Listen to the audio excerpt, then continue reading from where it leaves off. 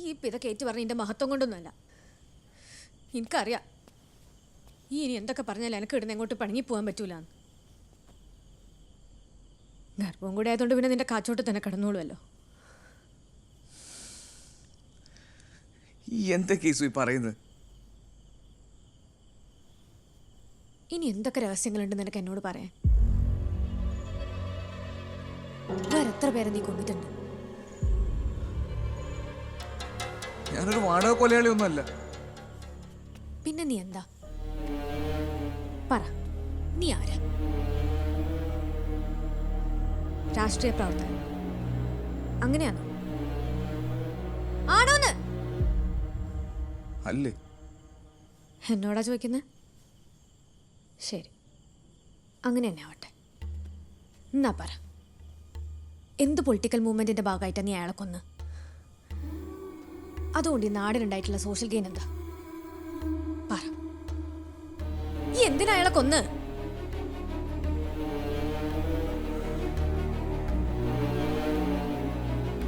ഓരെല്ലാം കൂടിയാണ് ഞങ്ങളുടെ നാഗേട്ടനെ കൊന്നത്.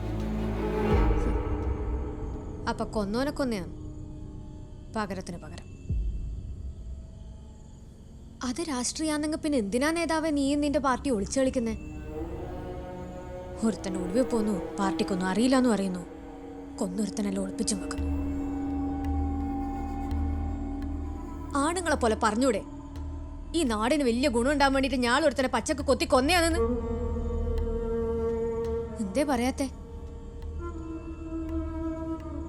അപ്പങ്ങക്ക് അറിയാം ചെയ്തത് ചെറ്റത്തരാന്ന്. എന്നിട്ട് രാഷ്ട്രീയക്കാരനാന്ന് പോലും. ഈ ഇന്ന് വരെ ഒരു പത്രം പോലും കൈകൊണ്ട് തുറന്ന് ഞാൻ കണ്ടിട്ടില്ല. രാഷ്ട്രീയത്തിനെ പറ്റി എന്നാ അറിയാം എനിക്ക്? ഇല്ലപ്പ, ഞാൻ കമ്മ്യൂണിസ്റ്റ് ആയത് പുസ്തകം വായിച്ച് പഠിച്ചിട്ടൊന്നുമല്ല. എഴുതാനും വായിക്കാനും പഠിക്കുന്നതിന് മുന്നേ തന്നെ ഞാൻ കമ്മ്യൂണിസ്റ്റ് ആയിന്.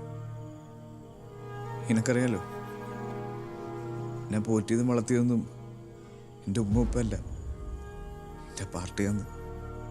അതുകൊണ്ട് തന്നെ ഏടെ ഇൻകുലാബ് കേട്ടാലും ഞാൻ സിന്ദാബാദ് വിളിക്കും. അത് അർത്ഥറിഞ്ഞിട്ടൊന്നുമല്ല. ആ കൊടിയും പാർട്ടിയും എന്നെ പോലെയുള്ള സാധാരണ മനുഷ്യന്മാരുടെ എന്നുള്ള തോന്നലിന്റെ പുറത്താ. അപ്പൊ കൊന്നത് തെറ്റാൻ നീ ഇപ്പം കരുതുന്നില്ല? അന്നേരം അതൊരു തെറ്റായിട്ട് എനിക്ക് തോന്നിയില്ല. പക്ഷെ ഇപ്പോൾ കുറ്റബോധം മാത്രമല്ല ഈസു, എനിക്ക് പേടിയാവാന്ന്. എനിക്കെന്തേലും ആയാൽ ഈ നമ്മുടെ കുഞ്ഞ് എന്താക്കുമെന്ന് ആലോചിക്കുമ്പോൾ. പക്ഷെ എനിക്കിപ്പോൾ ഇത്തിരി മനസ്സമാധാനമുണ്ട്. ഈ കാര്യങ്ങളൊക്കെ അറിഞ്ഞല്ലോ, ആ സമാധാനം ചെറുതല്ല.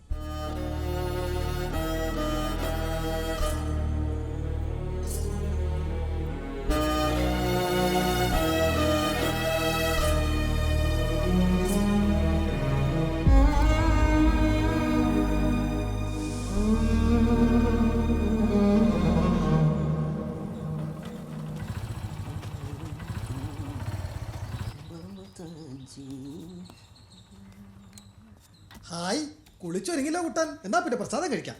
ആ എന്നാ വേണ്ട, എനിക്ക് പോകണ്ട. ഓ, മുരുകനെ നേച്ചിട്ടു. എന്നാ നിങ്ങൾ ഒരു സെക്കൻഡ് മതി കുട്ടിയെ. ഹേയ്, ആ മണി എവിടെ? മണിയും കിണിയൊന്നും ഞാൻ കണ്ടില്ല. ഹേയ്, അതെവിടെ പോയി? ഇനി ഇത് നേദിക്കാനായിട്ട് ആ മണി അന്വേഷിക്കേണ്ട കാര്യം. ഓ, ഇങ്ങനെ ഉണ്ടോ ഒരു കൊതി? എന്നാലും എന്റെ മണി എവിടെ പോയി? ഓ, അതിന് തന്നെ വെപ്പിടിച്ചേടെങ്കിലും ഓടിപ്പോയി കാണും. ആ അതാ വരുന്നത്. ആ മണിനെ അന്വേഷിക്കേണ്ട അച്ഛാ. എന്നാലും ഭഗവാന്റെ മണിയല്ലേ അത്?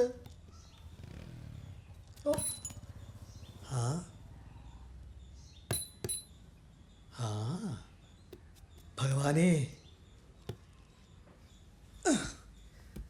2-4 ദിനം കൊണ്ടൊരുത്തനെ സ്റ്റെപ്പ് കയറ്റിയിടുന്നതും ഭവാൻ. 2-4 ദിനം കൊണ്ടൊരുത്തനെ സ്റ്റെപ്പ് കയറ്റിയിടുന്നതും ഭവാൻ. ഇവിടെ ഒളിച്ചിരിക്കുകയാണല്ലേ. വാ, വരൂ, ഇങ്ങോട്ട് വരൂ.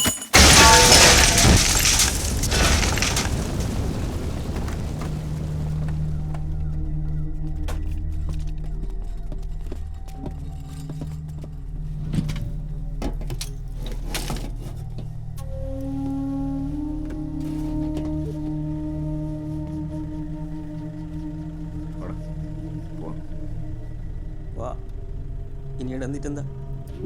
നീ സുനോജിൻ്റെ കൂടെ കാറിൽ കയറി. വേണ്ട, ഞാൻ മൂപ്പരെവിടെ പോയിക്കളാം.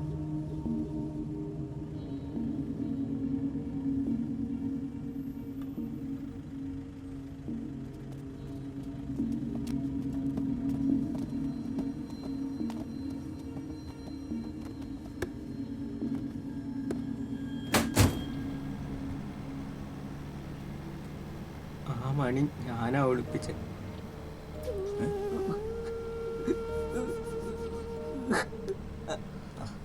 കരയില്ലടാ അജി. ഭയങ്കര കോമഡിയായി പോയില്ലേ മൂപ്പരെ പരിപ്പും.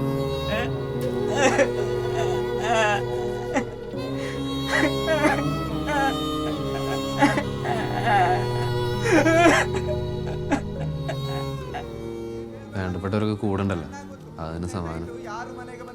നീ നാളെ കാലത്ത് കൊണ്ടിരിക്കുന്നു പോകണം. എന്റെ പൊന്ന് ചങ്ങ, എന്റെ ശല്യം സഹിക്കാണ്ടല്ലേ ഞാൻ ഇവിടെ നിന്ന്. ഒന്ന് ആരാണെങ്കിലും പോയി തൊള്ളവർക്ക് പാട്ട.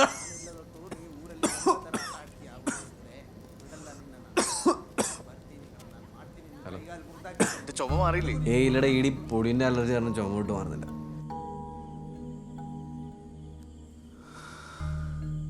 എടാ ഞാനൊരു കാര്യം ചോദിക്കട്ടെ? എന്താടാ? എനിക്ക് എന്നോട് ദേഷ്യമുണ്ട്. എന്താടാ? ഒന്നുമില്ലടാ, ഞാൻ വെറുതെ ചോദിച്ചു. എൻ്റെ അമ്മയ്ക്ക് ഫോൺ കൊടുക്കട്ടെ? കൊടുക്ക്. അമ്മണി സുമേഷ് ഓന് സുഖമാണല്ലോ, അത് മതി. പ്രത്യേകിച്ച് എനക്കൊന്നും പറയാനില്ല.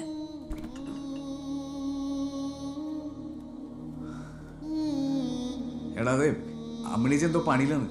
നീ എന്നാ വെച്ചോ, സൗകര്യം വിളിച്ചാൽ മതി. ഓക്കെ ശരിയെന്നാ.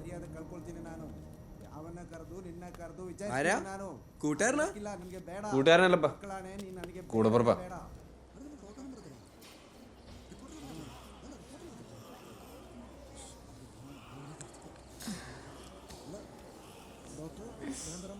എന്താ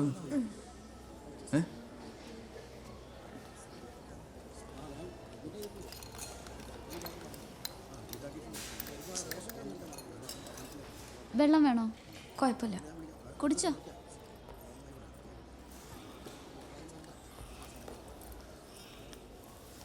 താങ്ക്സ്.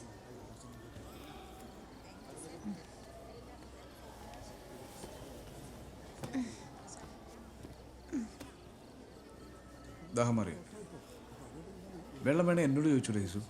പറ്റുന്ന കാര്യത്തിനെങ്കിലും മറ്റാരെയും ബുദ്ധിമുട്ടിക്കണ്ടെന്ന് കരുതിയിട്ടാ. മറ്റാരും ബുദ്ധിമുട്ടിക്കണ്ടെന്ന് കരുതിയിട്ട് വെറുപ്പാണേലും അത് ഓണസ്റ്റായിട്ട് കാണിച്ചൂടെ യേശു? വെട്ടിത്തുറന്ന് പറയേ. ഈ MA സൈക്കോളജിക്കാ പോയ തുന്നൽ ക്ലാസ്സിന് ഞാനിവിടെ എണീറ്റ് പോവേ.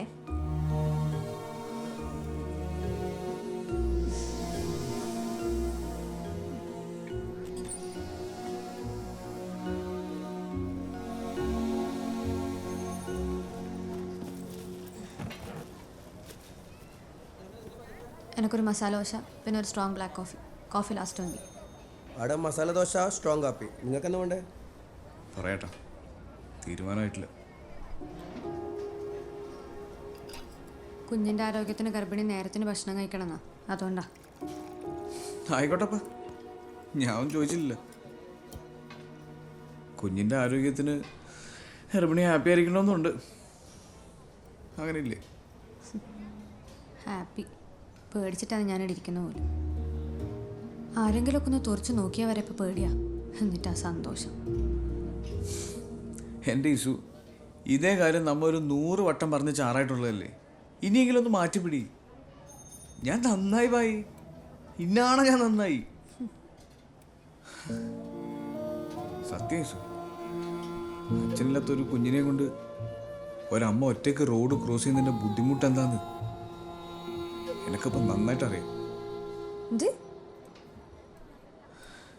ഒരു മനുഷ്യൻ നന്നാവാൻ ശ്രമിക്കുമ്പോൾ കട്ടയ്ക്ക് നിന്ന് സപ്പോർട്ട് ചെയ്യാനുള്ളതിന് പകരം ഇതെന്തെന്നാന്ന് ഭായി.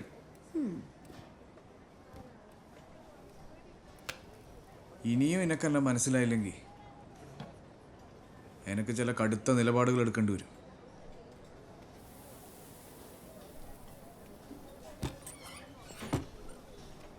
എനക്കറിയാവുന്ന ഭാഷയിലല്ല എന്നോട് ഞാൻ മാപ്പ് പറഞ്ഞ് കഴിഞ്ഞ്.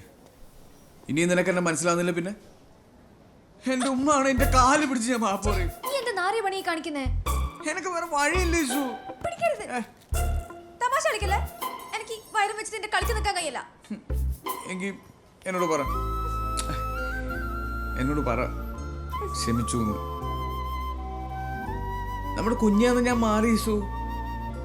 ഈ എൻ്റെ മുഖത്തേക്കൊന്ന് നോക്ക്. മുമ്പത്തെ പോലെ ഒരു ഒരു നിഷ്കളങ്കതയ്ക്ക്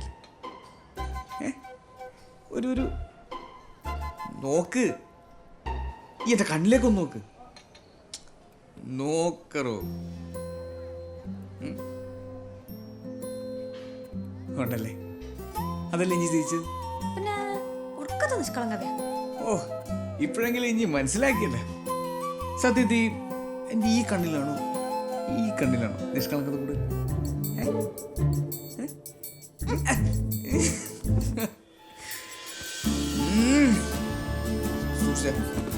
അല്ലേട്ടാ മസാല ദോശ. ആ തീരുമാനം മാറിയട്ടാ.